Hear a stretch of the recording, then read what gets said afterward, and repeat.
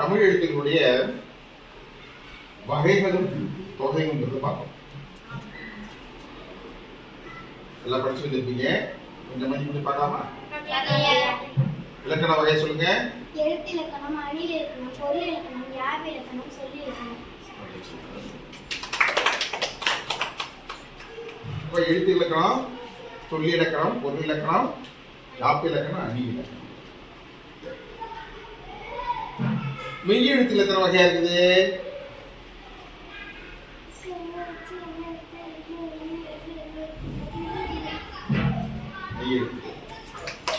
எத்தனை வகையா இருக்குது? 3 வகையா இருக்குது.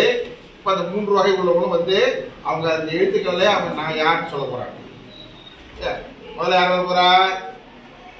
ஜனனி வராங்க.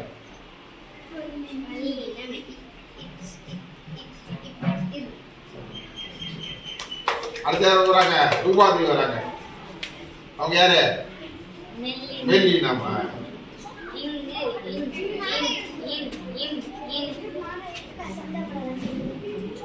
அது இடையில எழுத்து வராங்க.